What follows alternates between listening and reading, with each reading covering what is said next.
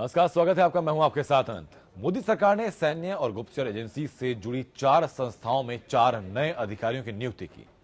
Lieutenant general Bipin Rawat देश के अगले सेना अध्यक्ष होंगे।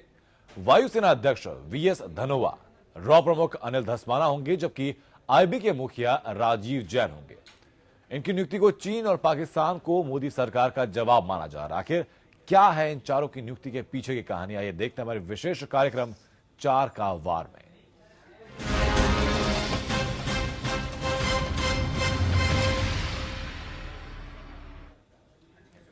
ऊंचाई पर जंग लड़ने के expert lieutenant general Bipin Rawat Bharat के अगले आर्मी चीफ होंगे। वो वर्तमान army chief general Dalbir Singh Suhag की जगह लेंगे। 31 दिसंबर को पद संभालने वाले बिपिन रावत ने अपनी 38 साल की सर्विस में एलओसी, चीन बॉर्डर और नॉर्थ ईस्ट में एक लंबा वक्त गुजारा। मोदी सरकार का फैसला पाकिस्तान और चीन को उनकी ही भाषा में जवाब माना जा रहा है। और क्या क्या खूबियां हैं नए आर्मी चीफ बिपिन रावत की, देखिए इस रिपोर्ट में।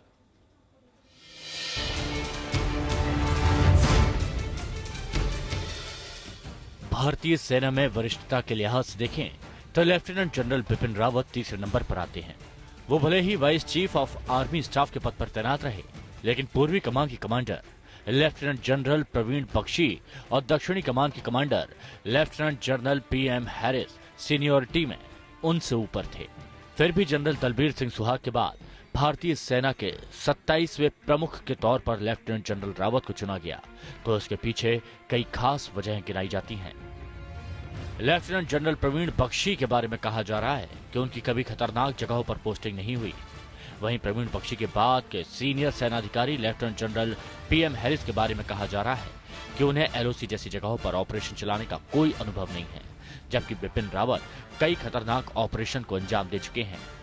गोरखा रेजिमेंट के बिपिन रावत को देश की मौजूदा सुरक्षा चुनौतियों से निपटने के लिए सबसे ज्यादा उपयुक्त अधिकारी माना जा रहा है। आधिकारिक सूत्रों का कहना है कि बिपिन रावत को सेना के संगठन और कई ऑपरेशन चलाने का अनुभव है। बिपिन रावत कश्मीर में एलओसी और नॉर्थ ईस्ट में चीन से लगी सीमा पर भी लंबे समय तक काम कर चुके हैं और उनको काउंटर इमरजेंसी ऑपरेशन विशेषज्ञ माना जाता है। वो ऊंची चोटियों की लड़ाई में भी निपुण माने जाते हैं। कहा जा रहा है कि आतंकवाद और सीमा की चुनौतियों को देखते हुए उनको आर्मी चीफ के पद पर नियुक्त किया गया है। बिपिन रावत की पढ़ाई लिखाई शिमला के सेंट एडवर्ड स्कूल में हुई। उसके बाद 1978 में इंडियन मिलिट्री एकेडमी देहरादून से ग्रेजुएशन किया। यहां उन्होंने स्वॉर्ड ऑफ ऑनर हासिल किया। दिसंबर 1978 में बिपिन रावत की सेना में एंट्री हुई और उनको गोरखा राइफल्स की 5वीं बटालियन में जगह मिली। उनके पिता भी सेना में लेफ्टिनेंट जनरल थे। बिपिन रावत सेना में शामिल होने के बाद अनेक पदों पर रहे। इंडियन मिलिट्री एकेडमी देहरादून में उनकी तैनाती हुई। मिलिट्री ऑपरेशंस डायरेक्टरेट में जनरल स्टाफ ऑफिसर ग्रेड 2 पर वो रहे। Logistic staff officer, colonel military secretary, deputy military secretary, junior command wing में सीनियर इंस्ट्रक्टर जैसे कई पदों पर वो सेना में रहे। वो फिलहाल वाइस आर्मी चीफ हैं। इससे पहले साउदर्न आर्मी कमांड के चीफ थे। लेफ्टिनेंट जनरल रावत 2008 में कांगो में यूएन पीस कीपिंग ऑपरेशन में इंडियन ब्रिगेड के चीफ रहे। वहां उनको अपने लीडरशिप के लिए काफी सराहना मिली। डिफेंस में बिपिन रावत ने विदेश से डिग्री भी हासिल की है। अमेरिका में वेलिंगटन के डिफेंस सर्विसेज स्टाफ कलेक्शन में उन्होंने ग्रेजुएशन की डिग्री ली। 37 साल के सैन्य करियर में बिपिन रावत को बहादुरी के लिए कई सेवा मेडल और अवार्ड मिले हैं। यूनाइटेड नेशंस के साथ काम करते हुए भी उनको 2 बार फोर्स कमांडर कमेंडेशन का अवार्ड दिया गया। रावत सुरक्षा मुद्दों पर कई लेख भी लिखते रहे हैं, जो देश के पत्र पत्रिकाओं में प्रकाशित होते रहे हैं। उन्होंने मिलिट्री मीडिया स्ट्रेटेजी स्टडीज में रिसर्च भी पूरा किया है। 31 दिसंबर को रावत नए आर्मी चीफ के तौर पर ऐसे समय में भारतीय सेना की कमान संभालेंगे जब सीमा पर पाकिस्तान के साथ तनाव लगातार बढ़ा हुआ है। उनके सामने आर्मी ऑपरेशंस में अपनी विशेषज्ञता के साथ पाकिस्तान को पूरी तरह से पस्त करने की चुनौती रहेगी। Bureau report, APN. वहीं जाबाजों की उर्वरा भूमि उत्तराखंड के लाल अनिल धस्माना बने हैं नए रॉ प्रमुख।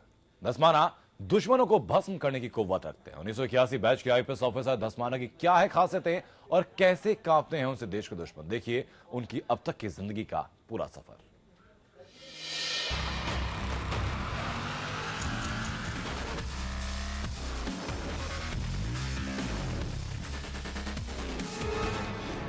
पहाड़ उसके पदचाप से मुस्कुराकर उसके आने की तकते हैं राह।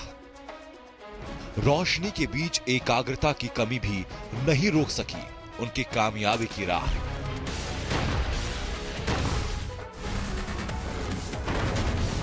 देश की सबसे ज्यादा ठसक वाली परीक्षा में गाड़े अपने सफलता के झंडे, किया रोशन माता पिता और सूबे का नाम। बात रियल लाइफ हीरो और देश के सर्वोच्च खुफिया संस्था raw research and analysis wing के नए निदेशक अनिल कुमार धस्माना की।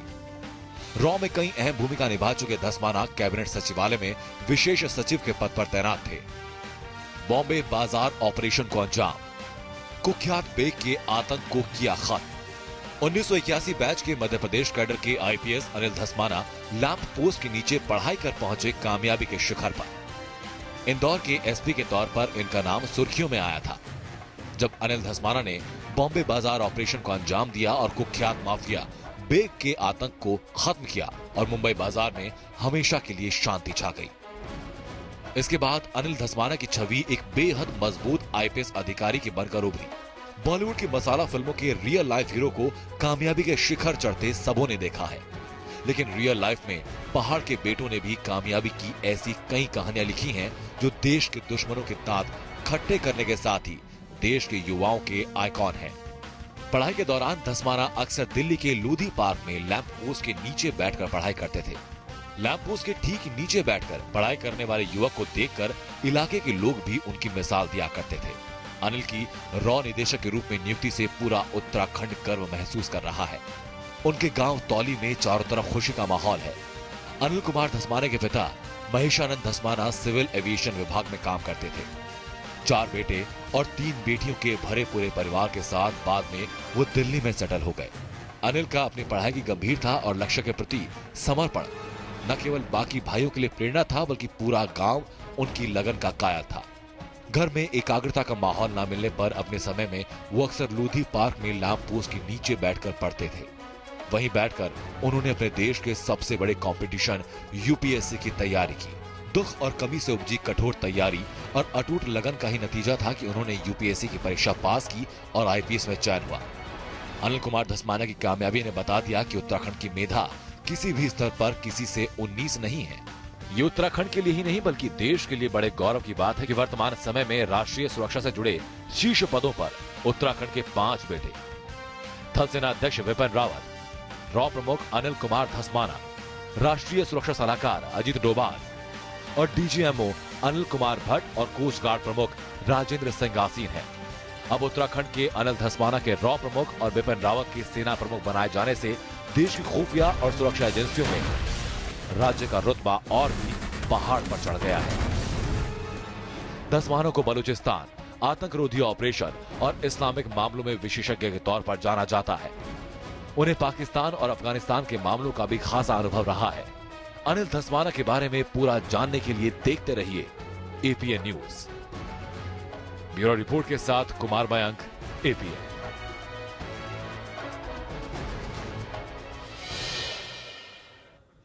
देश की 2 सबसे ताकतवर खुफिया संस्थाएं इंटेलिजेंस ब्यूरो और रिसर्च एंड एनालिसिस विंग के नए मुखियाओं का फैसला केंद्र सरकार ने कर लिया। आईबी देश की आंतरिक सुरक्षा पर खुफिया जानकारी रखती है। कौन बना आईबी चीफ और अब कैसी रहेंगी उनके सामने चुनौतियां, आइए देखते हैं। इंटेलिजेंस ब्यूरो काम देश की आंतरिक सुरक्षा पर खुफिया जानकारी इकट्ठा करना। इंटेलिजेंस ब्यूरो आईबी जिसका काम देश की आंतरिक सुरक्षा बनाए रखना है, जिसके ऊपर देश की आंतरिक सुरक्षा पर खुफिया जानकारी इकट्ठा करना है, उसी आईबी के प्रमुख के चुनाव को भी आखिरी वक्त तक राज बनाकर रखा जाता है। यही वजह है कि वर्तमान निदेशक दिनेश्वर शर्मा के 31 दिसंबर को रिटायर होने के बाद कौन ये जिम्मेदारी निभाएगा, इसके बारे में किसी को खबर भी नहीं थी। लेकिन अब आईबी निदेशक के नाम पर शायद धुंध के बादल हट चुके हैं और जो नाम निकलकर सामने आया है वो नाम है आईपीएस अफसर राजीव जैन का। नाम राजीव जैन 1980 बैच के झारखंड कैडर के आईपीएस अफसर, आईबी के स्पेशल डायरेक्टर, आईबी में नंबर 2 की हैसियत। आईबी के वर्तमान निदेशक दिनेश्वर शर्मा 31 दिसंबर को रिटायर हो रहे हैं। उनके बाद 1980 बैच के झारखंड कैडर के आईपीएस अफसर राजीव जैन को आईबी चीफ बनाया जाएगा। अगर वर्तमान की बात करें तो इस वक्त राजीव जैन आईबी में स्पेशल डायरेक्टर हैं और एजेंसी में उनकी हैसियत नंबर 2 की है। हालांकि राष्ट्रीय सुरक्षा सलाहकार अजीत डोभाल ने दिनेश्वर शर्मा के शानदार काम को देखते हुए उनको एक्सटेंशन देने की पेशकश भी की। अजीत डोभाल चाहते थे कि दिनेश्वर शर्मा ही आईबी की कमान संभाले, लेकिन शायद ऐसा पहली बार हुआ कि किसी आईबी चीफ ने एक्सटेंशन लेने से इनकार कर दिया। खबर है कि पीएम नरेंद्र मोदी, गृह मंत्री राजनाथ सिंह और राष्ट्रीय सुरक्षा सलाहकार अजीत डोभाल तीनों ही दिनेश्वर शर्मा के काम से बेहद खुश थे। इसलिए निकट भविष्य में उन्हें अजीत डोभाल का डिप्टी भी बनाया जा सकता है। कश्मीरी मामलों के विशेषज्ञ हैं राजीव जैन। राष्ट्रपति पुलिस मेडल से हुए हैं सम्मानित। अलग अलग विभागों में दे चुके हैं सेवाएं। 2 साल का होगा राजीव जैन का कार्यकाल। राजीव जैन की बात करें तो राजीव जैन बेहद संवेदनशील कश्मीर मामलों के विशेषज्ञ माने जाते हैं। उन्होंने कश्मीर डेस्क पर काम भी किया है। राजीव पूर्ववर्ती राजग सरकार के कश्मीर पर वार्ताकार केसी पंत के सलाहकार भी रहे, जब शब्बीर शाह जैसे अलगाववादी नेताओं से बातचीत हुई थी। झारखंड कैडर के आईपीएस अधिकारी जैन राष्ट्रपति पुलिस मेडल से सम्मानित भी किया जा चुका है। उन्होंने कई अलग अलग विभागों में अपनी सेवाएं भी दी हैं। झारखंड कैडर के आईपीएस अधिकारी राजीव जैन वर्तमान में गुप्तचर ब्यूरो आईबी के विशेष निदेशक के तौर पर कार्यरत हैं और 1 जनवरी से वो दिनेश्वर शर्मा की जगह लेंगे। राजीव जैन का कार्यकाल 2 वर्ष का होगा, जो 31 दिसंबर 2018 में खत्म होगा। राजीव जैन ने एकीकृत बिहार के समय 1 जिलों में एसपी के रूप में भी काम किया है, जिसके बाद वो केंद्रीय प्रतिनियुक्ति पर आईबी में चले गए। आईबी में पदस्थ होने के बाद वो कभी भी न तो बिहार आए और न ही झारखंड। राजीव जैन पहले से ही आईबी में नंबर 2 की पोजीशन पर हैं और दिनेश्वर शर्मा के साथ उनका तालमेल भी बेहद खास रहा है।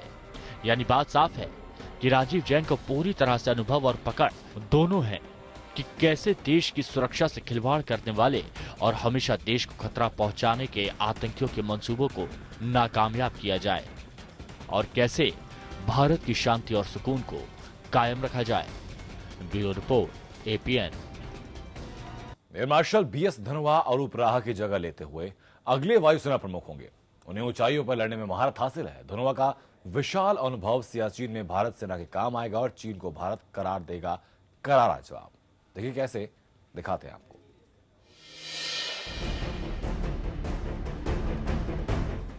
1 जून 2015 से भारतीय वायुसेना के उपाध्यक्ष पद पर आसीन बीरेंद्र सिंह धनोआ वायुसेना के नए प्रमुख होंगे। 31 दिसंबर को धनोआ वायुसेना प्रमुख अरूप राहा की जगह पदभार संभालेंगे। बीरेंद्र सिंह धनोआ का जन्म पंजाब में मोहाली जिले के घंडुआ गांव में हुआ था। उनके पिता सरयान सिंह एक आईएएस अधिकारी थे, जो 80 के दशक में पंजाब के चीफ सेक्रेटरी के पद पर भी रह चुके हैं। दादा संत सिंह दूसरे विश्व युद्ध के दौरान ब्रिटिश सेना में बतौर कैप्टन अपनी सेवाएं दे चुके हैं। बीएस धनोआ को जून 1978 में वायुसेना के फाइटर्स टीम में शामिल किया गया था। वो स्क्वाड्रन और वायुसेना के खुफिया निदेशालय मुख्यालय में सेवाएं दे चुके हैं। एयर मार्शल धनोआ एक योग्य फ्लाइंग प्रशिक्षक हैं और उन्होंने अपने प्रतिष्ठित करियर के दौरान कई तरह के लड़ाकू विमान भी उड़ाए। बीएस धनोआ ने करगिल युद्ध के दौरान लड़ाकू स्क्वाड्रन का नेतृत्व किया था और खुद भी पहाड़ी इलाकों में कई रात्रिकालीन मिशन उड़ाने भरी थी। उन्हें लड़ाकू बेस के स्टेशन कमांडर और विदेश में भारतीय सैन्य प्रशिक्षण दल के नेता सहित अनेक महत्वपूर्ण परिचालन नियुक्तियों का कार्यभार संभालने का गौरव हासिल है। धनोआ को भारत के राष्ट्रपति की ओर से साल 1999 में युद्ध सेवा पदक YSN, वायुसेना पदक VN और 2015 में अति विशिष्ट सेवा पदक AVSM से सम्मानित किया गया था। धनोआ पर भारतीय वायुसेना की साख स्थापित करने की जिम्मेदारी भी रहेगी।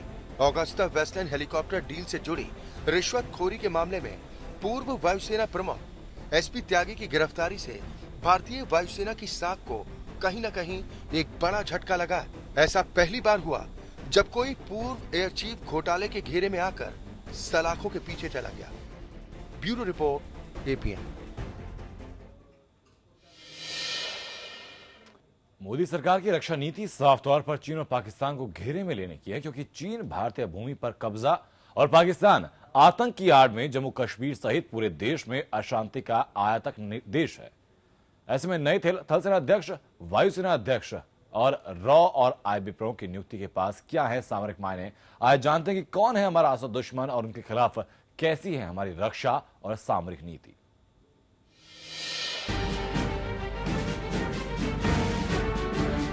मोदी सरकार ने थल सेना, वायुसेना, रॉ और आईबी में विशेषज्ञ अधिकारियों की नियुक्तियों पर चीन और पाकिस्तान के साथ ही भारत में उनके पैरोकारों को साफ संदेश दिया है।